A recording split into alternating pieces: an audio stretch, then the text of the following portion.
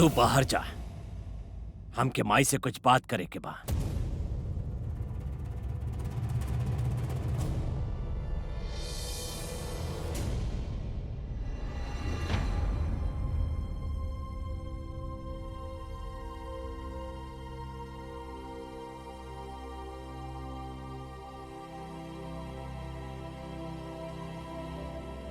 माई हमके माफ कर दी।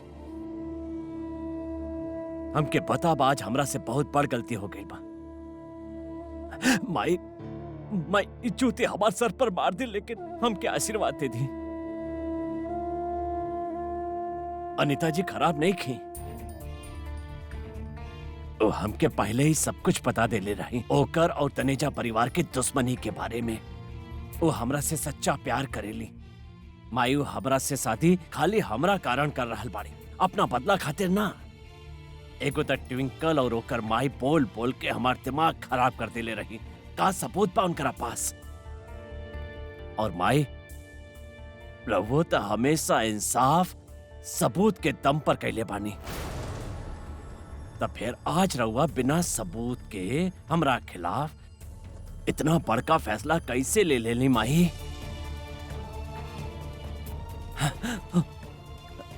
हमके माफ कर दी।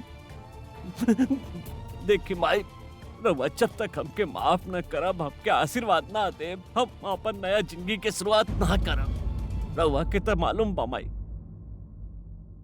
कि चेरी जब 6 महीना के रहे तो हमार पहला बेबी अपन यार के साथ भाग गई रही। तब ऐसे प्यार मोहब्बत शादी ब्याह पर से हमार विश्वास से उठ गई रहे। बाकी अनीता जी से मिलना के बाद हमके ऐसा लागल कि हम एक नया जिंदगी शुरू कर सकेली, उस सब पीछे छोड़ सकेली। सारा जिंदगी हम अकेले जीले बानी, हम अकेले बोलना चाहेली माई। और अकेलापन के रवा से ज्यादा कौन समझ सकेला माई? का अभी माफ ना करब अपन छोट भाई के?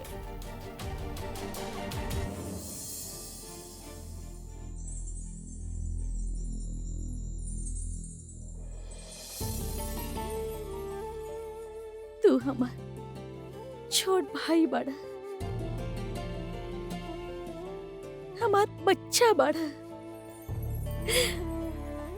ऐसा नहीं कि हमके तोहार खुशियन के परवाह नहीं के, लेकिन अनीता और तोहार रिश्ता के लेके हम खुश नहीं की। और हम तोहार जिंदगी में दखल अंदाजी ना करब। यदि तोहरा लगेला कि अनीता सही बाड़ी और तोहार अकेलापन दूर कर दी,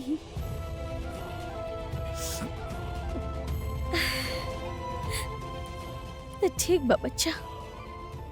तोहार ये फैसला के हम स्वीकारत बानी। भगवान करे तू सही होकर अनीता तो के हमेशा खुश रखे। OMG दीदी जी, ते बहुत बिग वाला शॉकिंग न्यूज़ बा है। राउर वर्स्ट एनिमी अनीता राउर ट्विंकल के चचिया सास मतलब सुपर मदर इन लॉ बने वाली बड़ी। ओहो हो, हमने से एगो उषा जी ता हैंडल होके रे ना। अभी अनीता कहाँ से आ गई? आई टेल यू दीदी जी, अनीता ना ट्विंकल खातिर को बहुत बड़का खतरा बने वाला बाड़ी। अपन रउआ साथ वाला दुश्मनी के वो सब फ्रस्ट्रेशन के ट्विंकल पर ही ते निकाली और केकरा पर। रउआ सोची दीदी जी, एगो नेबर बनके रउआ के इतना परेशान करत रही। अब वन हाउस में वन रूफ के नीचे सभी टुगेदर साथ में अपन यूवी के लेके आ गई तो यूवी अपन घर में अलोन रहे से डरा गई। और यदि वो शिफ्ट हो गई सरना मेंशन में तो थिंक तो करें दीदी जी, कुंज एंड ट्विंकल एंड यूवी साथ ना, ऐसा ना हो सकेला। हे भगवान, कैसे रहे हमारे ट्विंकल उन लोगन के बीच में? अब हे भगवान, और कितना परीक्षा लेबा हमार ट्विंकल की, हम बस भी करी, ओकर रक्षा करी। ट्विंकल बेबी,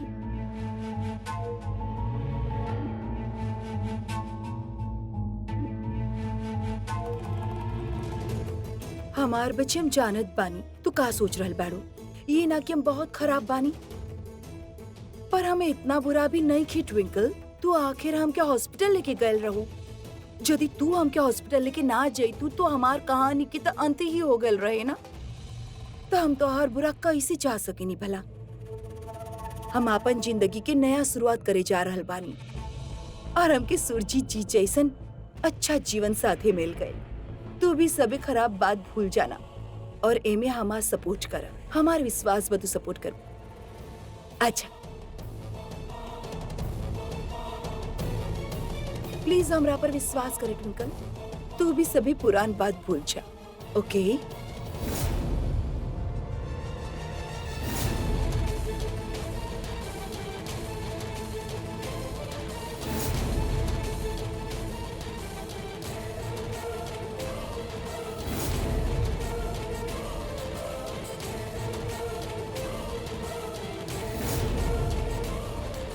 तो हमार शक सही रहे।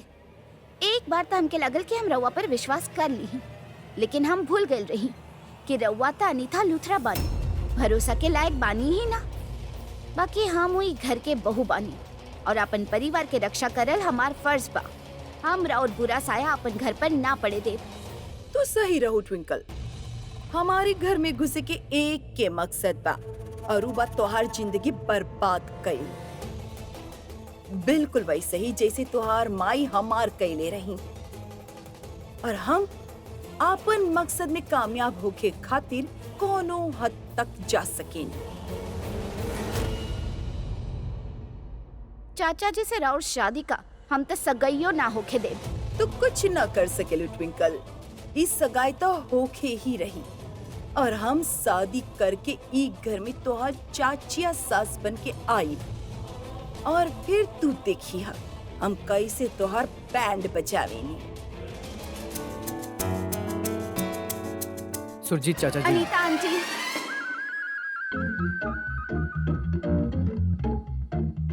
आज जे भी भइल ये सब कैसे? एक काम करा, तू ही बोलना। ना एगो काम करत तू ही बोल, ठीक बा? ना ना ना, तू ही बोला। हम क्या पता बा, जब तक तू बोलबू ना तो हर पेट में दर्द होत रही। हम बोली ना, तो पहले बोल। देखा वैसे ही बहुत परेशान बानी यार। ये पहले आपके चक्कर में गाड़ी निकल जाई। बोला का बोलत रहलू? कौन सुरजीत चाचा जी और अनीता आंटी की शादी ना हो सकेला। हमके कुछो करके कोनो उपाय करे होखी और ये सगाई रोके होखी। हाँ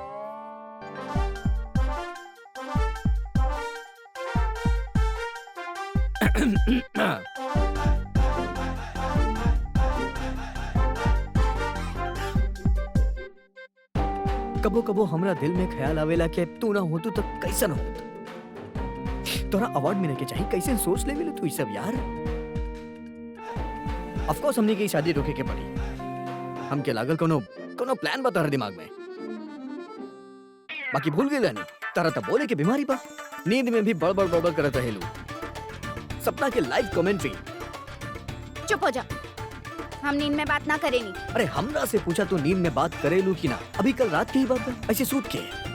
कुछ तो कितना गुड लुकिंग बाड़ा, कितना स्मार्ट बाड़ा, और हम जंगली बानी। हम कितना खुशकिस्मत बानी के जौन तोरा से हमार शादी हो गई। तो फालतू के चुटकुला सुनावल बंद करा और अपन दिमाग लगावा इस समस्या के समाधान करे के। हम तो इस समस्या के समाधान निकाल ही ले। ना ना ना ना, तू दिमाग मत लगावा। कितना बार बोलनी कि जौन बचल कुचल दिमाग बा वो भी खत्म हो जाई पगली। ऐसे ही थोड़ा ना तहार नाम आफत के रानी कहनी हम। तो हमके पहले आफत के रानी कहल बंद करा, समझ ला? अच्छा ठीक बा, आगे बोला। आफत के रानी पगला गेल बाड़ू का? दूर रहा हमरा से। अरे रुका ना। अरे का करत बाड़ू? अरे एक ट्विंकल, तू करत का बाड़ू? हमार वॉलेट बा,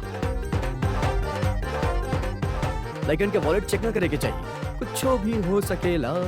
ई चाहत रहे, समझ ला? हमनी टॉस करब और जे भी टॉस जीती हम ओकरे प्लान मान के चलब। उहे प्लान के सिकंदर। आज तू इतना इंटेलिजेंट बात कैसे करत आलू? सुबह बादाम खाई शुरू कर देलू का? फालतू के लतीफा। हेड्स या टेल? हेड्स।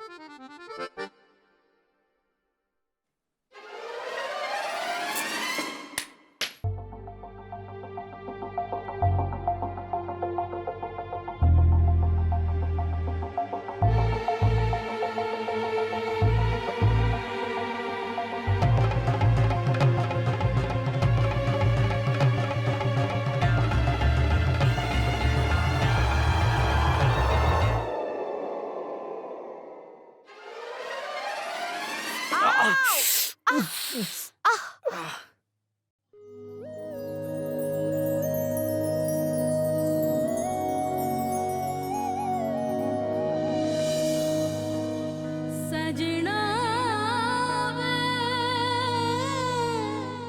सजना वे, सजना वे। का करत बाड़ा तू? तू का करत बाड़ू? यहाँ बैठ के तोरा साथ समय बर्बाद करत बानी। हम भी। यहाँ पर बैठ के कुछ भी नहीं होके वाला। हम ही जात बानी और कुछ सोचत बानी। तू पक्का जात बाड़ू ना? मतलब हमारे घर से, हमारी जिंदगी से, हमारे रूम से, हमारे बेड से। अपन बेड से ही शादी काहे ना कर ले लू? हाँ, हर समय रोवत रहेला हमार बेड, हमार बेड, हमार बेड। तू जो ना गेलू हम दोनों के बीच में छीन ले लू तू हमरा से हमार बेड।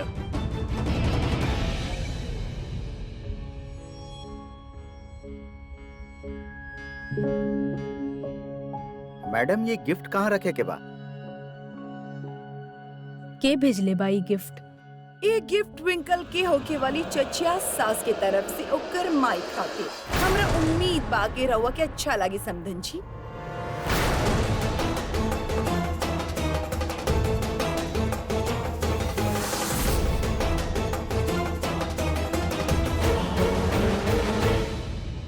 अरे का भइल? तू तो हमके ऐसन देख रहल बाड़ू जैसे दिन में तू कोनो चुड़ैल देख लेले हो कब। लेला देखो, हम अच्छा तरह से जानत बानी कि तुम्हारे दिमाग में 100 तरह के सवाल चलत होगी, पर चिंता मत करा। हम यहाँ खाली और खाली तोहरा इनवाइट करे आल बानी। इला हमार सगाई के कार्ड। अरे देखत सही अच्छा बाकी ना। और हाँ, तोहरा हमार सगाई पर आवे के ही होगी। हमके कोनो बहाना ना चाहिए। अरे गिफ्ट आदि की फॉर्मेलिटी मत करी। अब तो एक के घर के बाद काहे करत बाड़ू तो ये सब? मत खेला हमार ट्विंकल के जिंदगी के साथ। तो हर दुश्मनी हमरा से बा। तो हमके दोषी माने लो तो हमके सजा दा ना। हमार ट्विंकल की बदला से दूर रख तू। काहे होकर पीछे पड़ल बाड़ू? हाँ? अरे वो बच्ची तोहार का बिगड़ ले बिया। वो तो तोहार जान भी बचावे तक के कोशिश कैले बिया। फिर काहे? देखा, तू जे बोलबू ना हमू करब। हाँ, वो तो तोहरा करिए के पड़ी। अब जी हम तोहार बेटी की होखे वाली सास जी बानी, और बेटी की सास के सामने बेटी के माए के सिर झुकावे के ही पड़ेला। अरे का भइल? तोहर सकल ऐसन काहे लग रहल बा? हमार बात से इतना परेशान मत होकर। वैसे तोहरा हमारे को बात माने होगी। अब हम इतना सारा गिफ्ट ले आल बानी, खरीदारी आदि कैले बानी, तो हम के खाना में कुछ अच्छा सा बना के खिला दे। ओके ठीक बा, मत खिलावा, बाद में सही। चाहे तो पिला दे। देखा, हम उसानियन टिपिकल टीवी सीरियल वाला सास बने वाली नहीं, जो कि 24 घंटा अपन बहू के खामे निकालत रहे, ताना देवत रहे, बेचारियन की तरह आंसू बहावत रहे। हम वैसन सास ना बनब। हमार नजर 24 घंटा तोहर बेटी ट्विंकल पर ही रही। ओकर छोट से छोट हरकत पर हमार नजरन से बच के ना जा पाई। वैसा हो तू तो हमके कब से पहचाने ली। वो कहेले ना, अनजाना दुश्मन से बहुत बढ़िया हो खेला जानल पहचानल दुश्मन, राइट? तुहार बेटी ट्विंकल हमार हाथ में एकदम सुरक्षित पड़ी। चिंता मत कर। अच्छा खैर छोड़ी बात, बहुते हो गल। तू तना खाना खिलाइबू और ना चाय पिलाइबू। तो हम ऐसा करत बानी कि हम घर जाके अपन बहू ट्विंकल के हाथ की चाय पियत बानी और फिर मिलब। ओके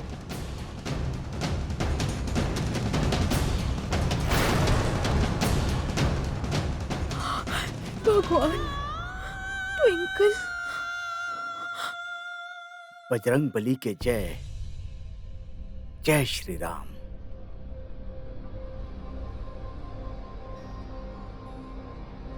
बाबूजी, चेरी बेटवा, हम जिंदगी में बहुत उतार चढ़ाव देख ले बानी, बहुत सारा फैसला भी ले ले बानी। बाकी अनीता जी से शादी करे के हमारी फैसला जिंदगी के सबसे बड़ फैसला बा। और हम तोरा से पूछ ली तक ना कि हमारी फैसला से तो के खुशी बा की ना। चेरी, हमार ई फैसला से तोरा कोनो परेशानी तो नहीं खे ना? बाबूजी, हम बहुत खुश बानी कि रोवा ई फैसला ले ले बानी। बाबूजी, रोवा अपन पूरा जिंदगी हमार देखभाल में हमके पढ़ करे में गुजार देले बानी, और ऊपर से वो कोर्ट केस। बाबूजी, जब से वो औरत हमके राउर गोदी में छोड़ के गई बिया, तब से रोवा सिर्फ और सिर्फ हमार खुशी के बारे में सोच ले बानी। बाबूजी, आज हम बहुत खुश बानी बाबूजी कि रघुआ अपन जिंदगी के बारे में सोच रहल बानी, अपन खुशी के बारे में सोच रहल बानी। बाबूजी, हम दिल से हैप्पी बानी बाबूजी। और बाबूजी, अरे रघुआ टेंशन वेंशन मत ली, सब कुछ ठीक हो जाई। बजरंग बली के सौगंध बाबूजी, अगर केहू भी रिश्ता तोड़े के कोशिश कैलस, हम ओके तोड़ दे। पूरा रात निकल गई, एक और धासु आइडिया ना आई। कहा हो गए ट्विंकल तनेजा तोरा के? जब से सरना बनल बाड़ू दिमाग काम करे बंद कर देले बाका तोहर। कुछ ना कुछ तो सोचे के पड़ी, हम ही सगाई ना होके देवे सकेनी।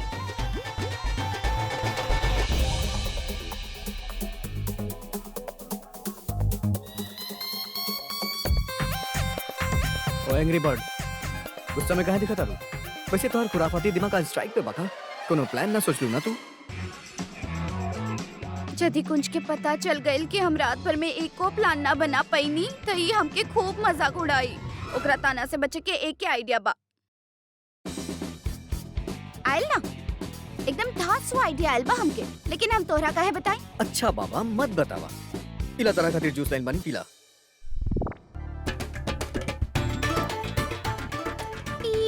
तोहरा में इतना बदलाव कहाँ से आ गइल?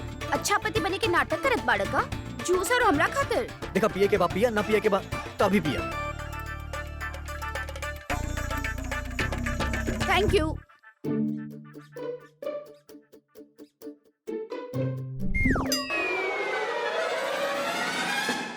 थोड़ा सा अजीब टेस्ट बा जूस के। अब तू सब छोड़ा ना, तू ई बतावा, तू कोनो सुपर आइडिया क्रैक के ले बाड़ू? उ का बा? ना, हम ना बताई। तू हमरा पर हंसबा ना, सब पागल, बतावा ना। तो बहुते बदमाश बाड़ा, जरूर कुछ टेढ़ा मेढ़ा नाम देब हमके। कहनी ना ना देव तेर मेर नाम। चल अब बतावा ना। ओ, हम ना का? हमके कोनो आइडिया नहीं ख्याल। यस, हम जानत रहनी कि हमार आइडियल सफल होगी। का? ई का बोल रहल बाड़ा तू?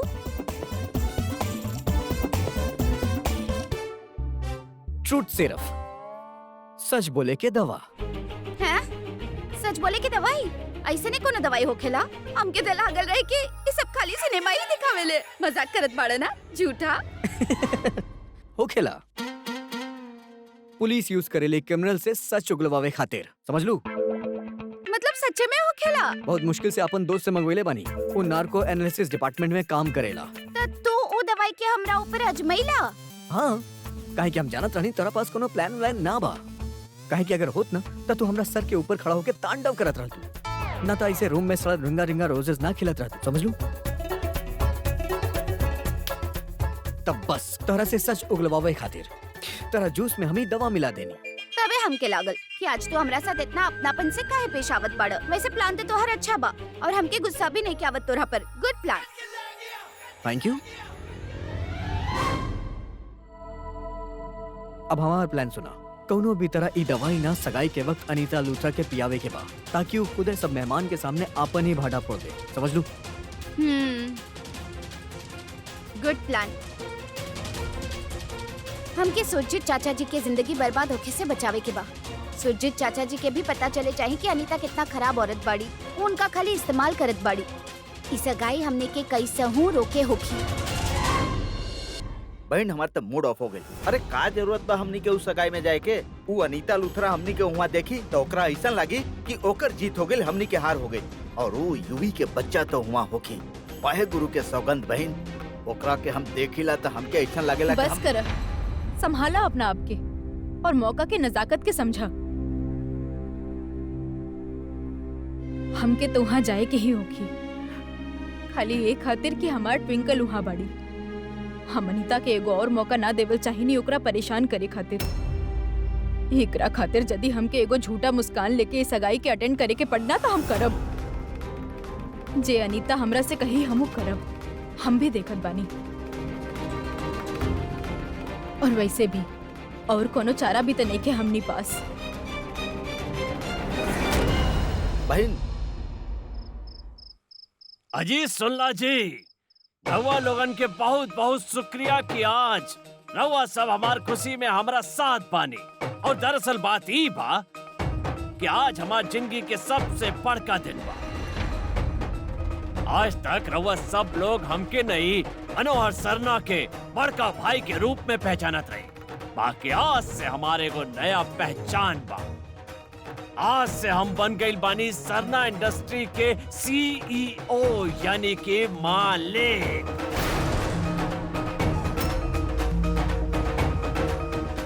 मतलब ई बा कि आज से मनोहर सरना के सारा जायदाद सब बिजनेस हमार बा, सुरजीत सरना के। अरे ठोकर ताली।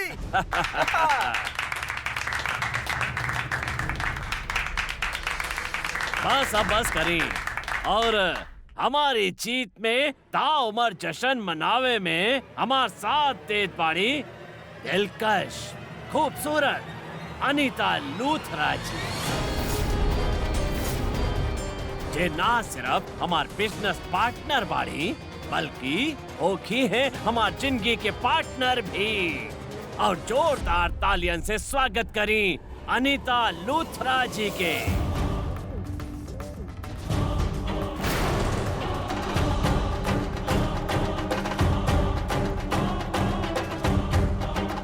अरे आ जाए जी, आ जाए। ओ दोस्त सबे, रउआ लोगन खातिर एगो और खुश खबरी बा। रउआ सबे जाने ली कि आज हमार सगाई बा और बहुत जल्दी होके वाली हमार शादी बा।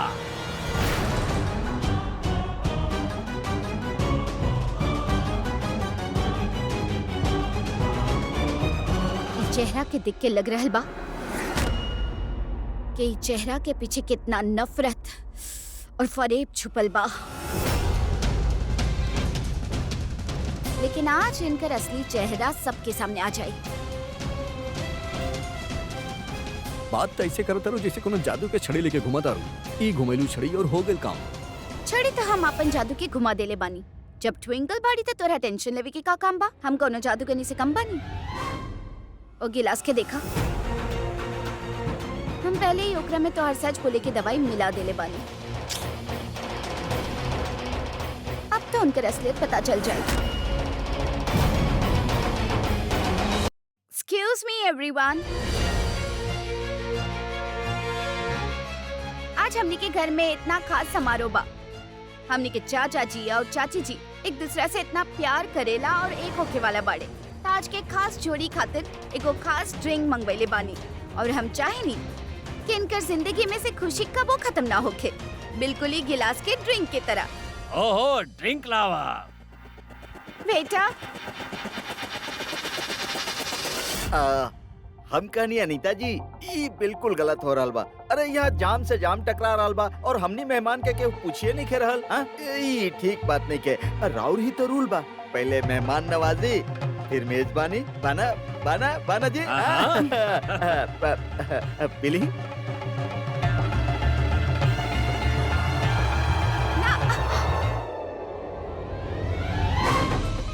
स्वाद अलग बाबा की टेस्टी बा, है ना?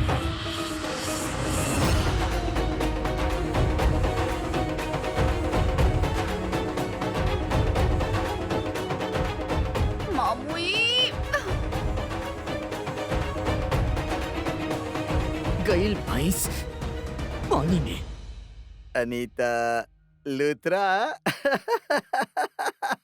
ओए अनीता तू ये उम्र में शादी करे जा रहल बाड़े? ई उम्र में दुल्हन बनबे तू? अरे एकरा के देख के तो हमके एगो मशहूर कहावत याद आ गेल। अरे बूढ़ी घोड़ी लाल लगाम।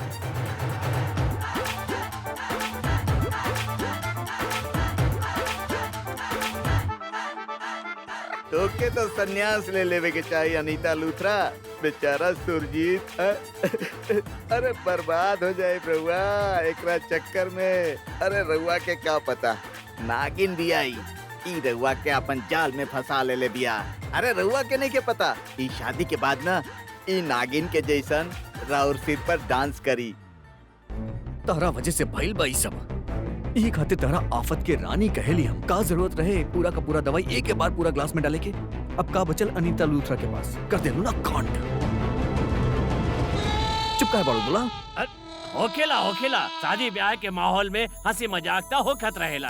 अनीता जी अब सगाई के रस्म शुरू कई जाए। ओह सुरजीत जी सगाई तो हो जाए लेकिन एकरा से पहले कुछ नाच गाना हो जाए तो। हाँ बिल्कुल बिल्कुल। हमरा लगी एगो बहुत शानदार डांसर बाड़ी जे की ई पार्टी में मौजूद बाड़ी।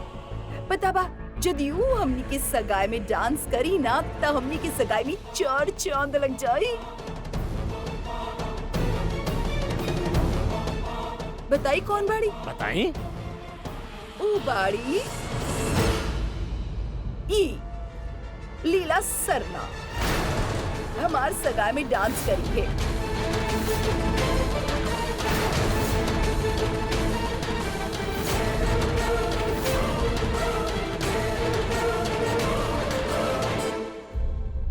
कम ऑन लीला एक डांस परफॉर्मेंस करके दिखा देना प्लीज। अच्छा सुना हम समझत बानी कि तू अपन हुनर ऐसे सबन के सामने दिखावे में तनी संकोच करत बाड़ू लेकिन अब हम दोनों समधन बन चुकल बानी त अपन समधन खातिर इतना भी ना करबू कर देना। Come on.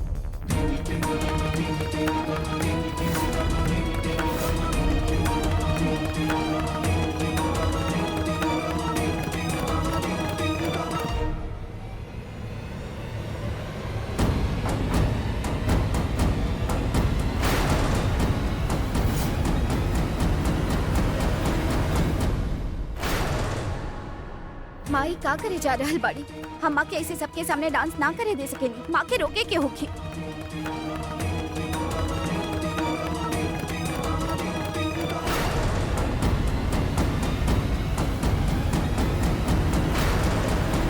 सुरजितवा ए का बा? ए का तमाशा लगा रखले बाड़? और ये गाना बजाना काहे खातिर? और लीला जी गाना पर नाची है? हे भगवान! अरे बनकर उम्र के त लिहाज करा। अपन समधन बाड़ी कुछ त शर्म करा। माई फालतू में परेशान होखत बानी रहुआ हैं?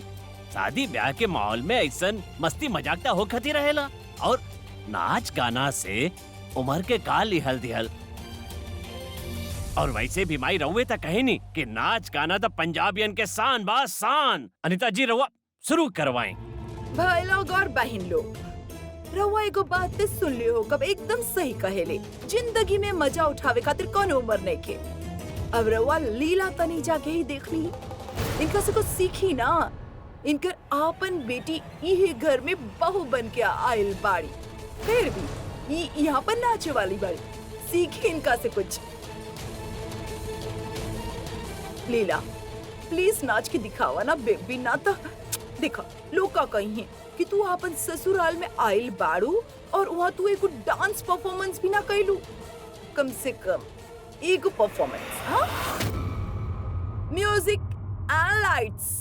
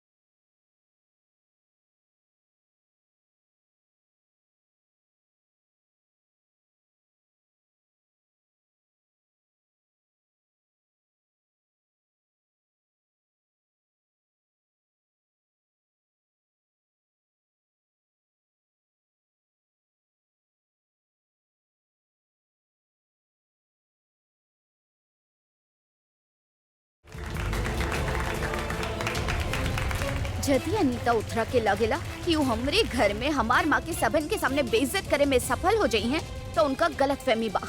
एकरा से पहले कि वो हम सबन के माथा पर चढ़ जाए, हमके उनकर ये हरकत के जवाब देवे के ही पड़ी। वाह, आज के दिन हमके हमेशा याद रही। खास बाना आज के दिन। आज हमार सुरजीत चाचा जी और अनीता आंटी के सगाई बा। दोनों प्यार के बंधन में बंधे जा रहल बाड़े। और खास तौर से धन्यवाद हमार माँ और हमार पति के, जितना बढ़िया प्यारा डांस करके दिखवले। काहे कि आज के दिन सबसे खास चाचा जी और अनीता जी खातिर बा। एगो परफॉर्मेंस रवा तरफ से भी होके के ही चाहिए। काहे ना रवा चाचा जी खातिर एगो डांस करके दिखाई, ठीक बा ना अनीता आंटी? उनका भी तब पता चले रवा का चीज बानी। वाह हमार शेरनी, शाबाश, माने के पड़ी। तारा में दम तो बहुत बा। अनीता आंटी के दांव उनकरा पे उल्टा चल देलो। अब का करबू अनीता आंटी? हमार आफत के रानी के ई आफत से कैसे बचबू?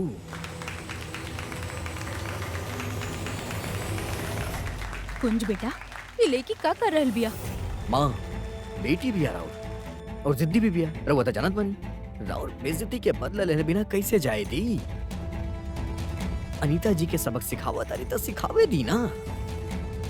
हम जाने नहीं कि रवा हमार सुरजीत चाचा जी के पहले ही प्रभावित कर चुकल बानी, लेकिन आज एगो परफॉर्मेंस करके प्लीज रवा उनका के थोड़ा खास महसूस करा दी ही ना।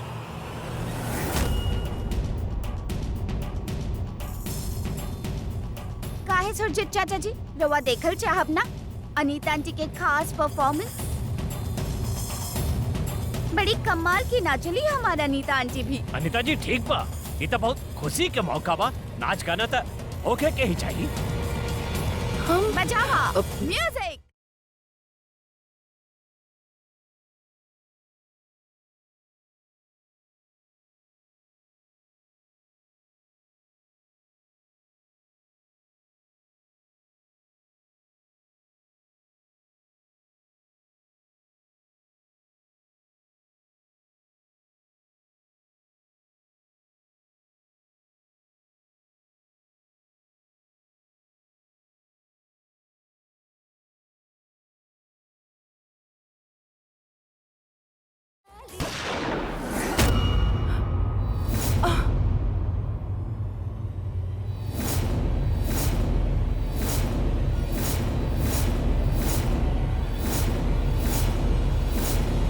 अरे बंद कराई बकवास। युवी का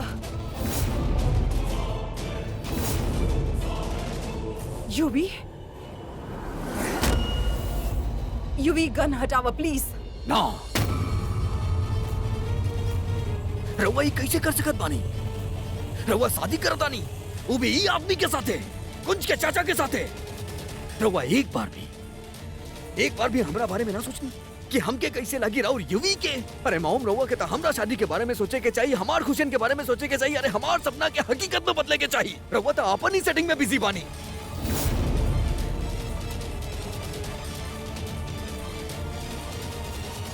रउआ के शर्म ना आयल? इतना से भी शर्म? हाँ मॉम, हमार किस्मत ही खराब बा, किस्मत खराब बा हमार।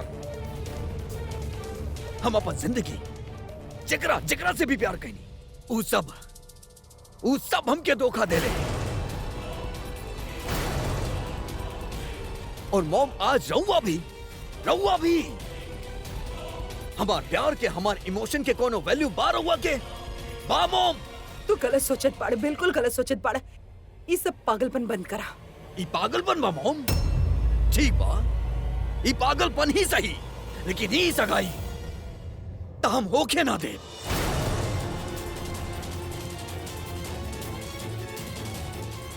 युवी ऐसा मत करो प्लीज, मत करो ऐसे। काहे ना करी? जब रउआ हमके धोखा दे सकत बानी तो हम काहे ना कर सकेनी? बताई। युवी, हम कुछ भी छिपावल ना चाहत रही। हम ये सोच ले रही कि एक बार सगाई हो जाए, हम तोरा खुद बता दे भी सब। वाह, ब्रिलियंट मॉम, ब्रिलियंट। सगाई के बाद रउआ बताई और हम सुन लेती, हम बड़ा हंसी खुशी राव डोली सरनाज के घर ले जाती। झूठ बोल रहा बानी रहुआ, झूठ। बल्कि सच तो ही बा कि रहुआ हमके बतावे ही ना चाहत रही। रहुआ पहले शादी कर लेती तब अपन यूवी के बताई। यूवी ऐसा नहीं खे। ऐसा ही बा मोम। ई का हो रहल बा? हम पूछत बानी ई का हो रहल बा? और अनीता, जिंदगी में तू इतना बड़का कदम उठा रहल बाड़ू और तू अपन पुत्र से ही छुपावलू। और ये तोहार बेटा बा, ये बिगड़ेल बेटा। तोहार हिम्मत कैसे भइल बंदूक लेके हमार घर में आवे के? इहे सिखौले बाड़ू तू, इहे संस्कार देले बाड़ू। ए बुढ़िया, चुप।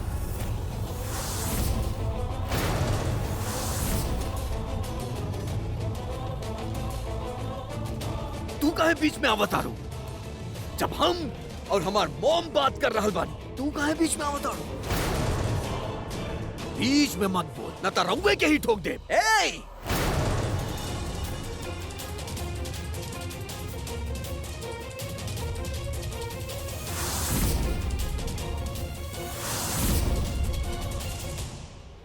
तोरा घर के तो पता नहीं के, बाकी हमनी के घर में न बड़न के इज्जत कइल जाला।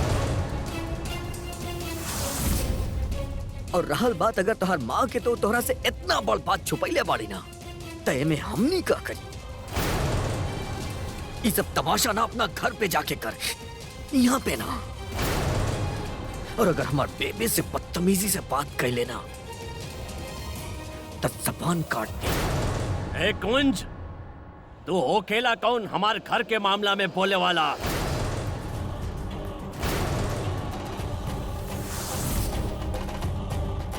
यूवी बेटा, होने चला तो और हम बैठ के सारा शिकायत दूर कर ले। चला। ए! तू बीच में मत बोल।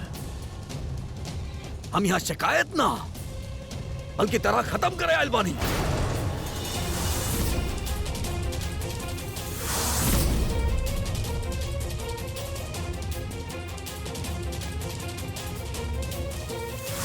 UV, Yuvi please Yuvi. बॉम हट जा। रोज